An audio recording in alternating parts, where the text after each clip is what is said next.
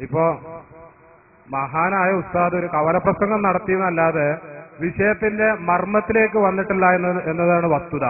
ഞാൻ ചോദിച്ചത്, നിങ്ങളെ പുസ്തകത്തിൽ സ്ത്രീ ഖുറൂജ് പള്ളിക്ക് പോകാൻ വേണ്ടി പുറത്തു പോകുന്നത്, ആ ഖുറൂജാണ് അവിടെ ഇല്ലത്ത് പറയുന്നത്, കാരണം പറയുന്നത് അതാണ് ഹറാമാവാനുള്ള കാരണം. ഫിത്ന ഭയപ്പെട്ടു, ഫിത്ന ഉണ്ടെങ്കിൽ പോകൽ ഹറാമ്, ഫിത്നിലേക്ക് പോകല് കറാഹത്ത്. ആ ഇല്ലത്ത് തന്നെയല്ലേ ഈ മഹാന്മാരെന്ന് പറയുന്നവരുടെ കബറിലേക്ക് പോകലും അവിടെ ചെന്നൽ തിരി കത്തിക്കാൻ പോകുന്നതിന്റെ ഒക്കെ ഇല്ലത്ത് ഒന്നല്ലേ? അവിടെ ഇഖ്തിലാത്ത് വരുന്നില്ലേ? കൂടിക്കലർന്ന് വരുന്നില്ലേ?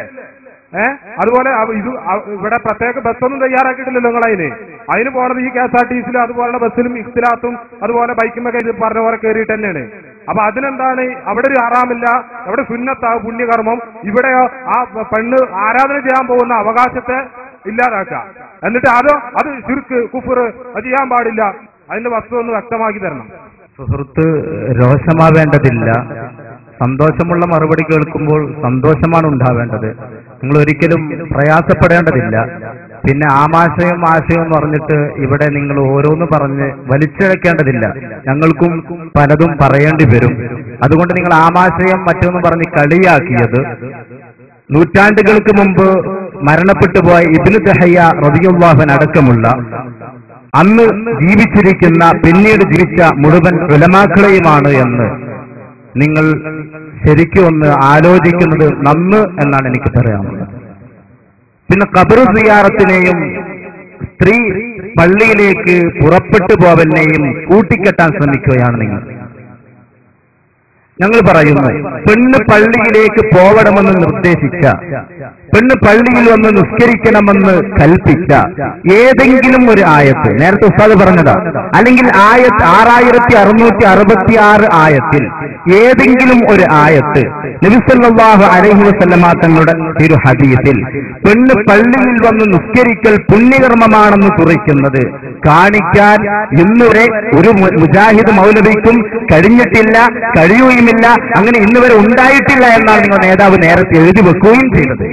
അതുകൊണ്ട് സ്ത്രീകൾ പള്ളിയിലേക്ക് പുറപ്പെടൽ പുണ്യകർമ്മമാണ് എന്ന ഒരു ആയത്തുമില്ല, ഒരു ഹദീസുമില്ല. മറിച്ച് പെണ്ണ് വീടിന്റെ ഉള്ളിൽ വെച്ച് നിസ്കരിക്കലാണ് പുണ്യമെന്ന് കൽപ്പിക്കുന്നു.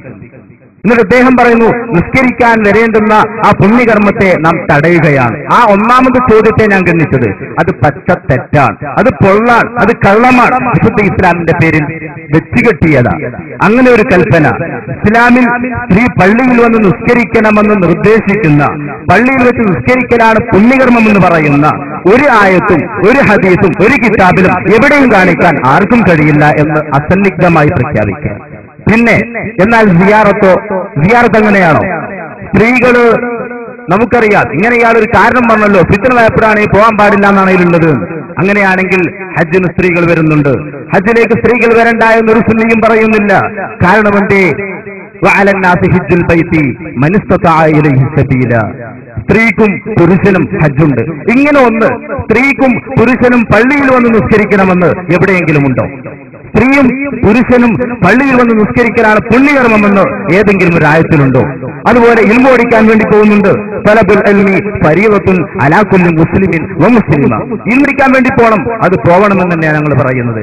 പിന്നെ സിയാറത്തിന് നബി തങ്ങൾ പോകാൻ പറഞ്ഞിട്ടുണ്ട്. മഹദിയായ ആയിഷ റളിയല്ലാഹു അൻഹ നബി തങ്ങളോട് ചോദിച്ചു, ഞാൻ സിയാറത്തിന് പോകുമ്പോൾ എന്താണ് നബിയെ ഞാൻ ഖബറാളികളോട് പറയേണ്ടതെന്ന് ചോദിച്ചപ്പോ നബി തങ്ങൾ അസ്സലാമു അലൈക്കും ദാറ ഖൗമിൽ മുഅ്മിനീൻ വ ഇന്നാ ഇൻഷാ അല്ലാഹു ബിക്കും ലാഹിഖൂൻ എന്ന ദിക്ർ എന്ന സലാം പഠിപ്പിച്ചു കൊടുത്തിട്ടുണ്ട്.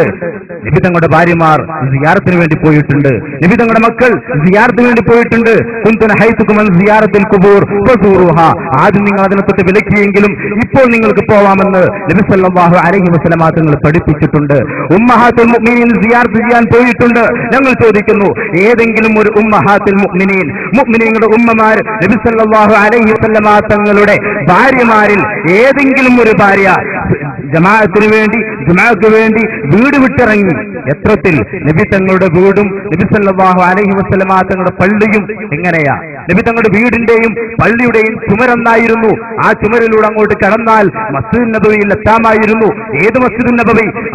ഇവിടെ നിന്ന് നിസ്കരിക്കുന്ന നിസ്കാരത്തെക്കാൾ ആയിരക്കണക്കിന് റക്അത്തിന്റെ പുണ്യമുള്ള മസ്ജിദുൻ നബവി. ഏത് മസ്ജിദുൻ നബവി? ലോകത്തിന്റെ നേതാവ് മുഹമ്മദ് മുസ്തഫ സല്ലല്ലാഹു അലൈഹി വസല്ലമ തങ്ങൾ ഇമാമായി നിസ്കരിക്കുന്ന പള്ളി.